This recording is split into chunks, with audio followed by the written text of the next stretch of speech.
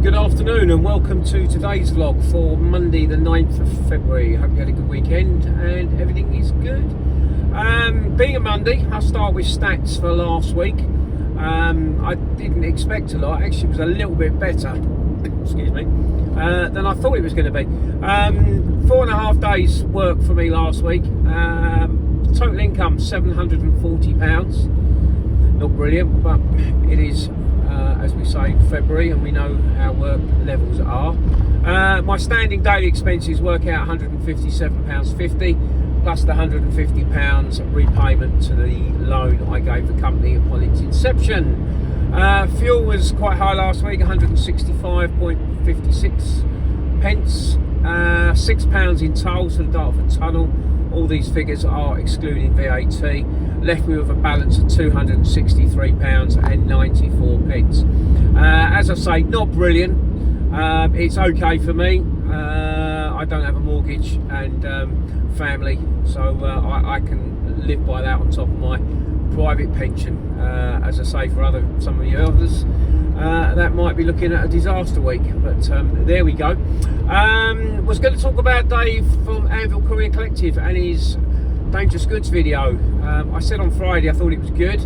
I hope you've had a chance to watch it, and just to reiterate that, yeah, I thought it was a very good watch. Lots of good information on there. I knew you had to sit a course, but I didn't know it was 4 days. I was thinking it was probably going to be 2 days with the exam at the end of the second day. So that was a good learning point. The cost of it, I'd looked into doing my Transport Manager CPC a while ago, and that came up at £695. I did it in the 80s, and I've got no need for it. It's just something I thought about doing, but not at 700 quid. I'm not going to worry about it. So for the DG course, just under £400, was it? No, nearly £500. Again, that's a big outlay. So if you've got that outlay for the course and then you're losing 4 days work, again, that's a big commitment to start doing dangerous goods work.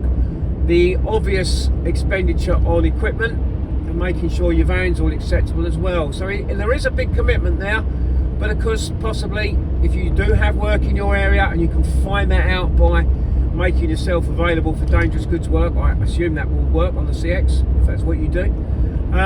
You can see if it's worth doing or not. For me, no, it's something I looked at, but no, I don't think it's worth the investment and the time.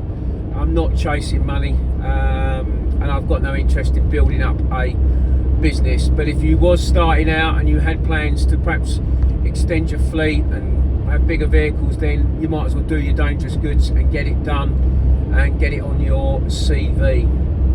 So thank you, Dave and Neil. That's an excellent video, and hope we see more videos like that in the near future. On to today.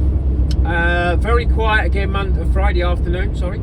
I did finally get a job at 7 o'clock on Friday evening. I was just getting ready to go out and still had the feed on, and hardly anything was coming through. And there was a job for this morning, 7 o'clock, between 7 and 9 it said, from Ipswich going to Thetford, large van. I forgot to write down the mileage. It's about 40 miles, I think, maybe 45. Quoted £60, not a lot, but I thought, well, I can be there at 7 o'clock and get that on the board and then see how the day pans. Thetford, Bury St Edmunds, not the worst area in the world. Got on site 6:55 this morning. Let's just say that the place was open, but they really didn't have a clue what they were doing.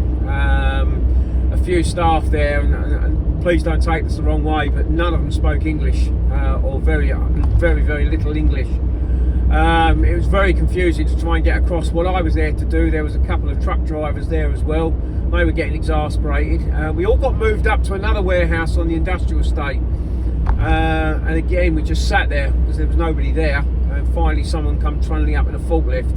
We finally got sorted. I did ring the shipper at 7:25 because I've got this new regime. I'm going to demand waiting time, so my half hour was just approaching the up. Unfortunately, at 7:25 in the morning, nobody answered the phone at the shipper, so it got left. I did get loaded soon after, and I was off site at 7:45, but not going to worry too much about it.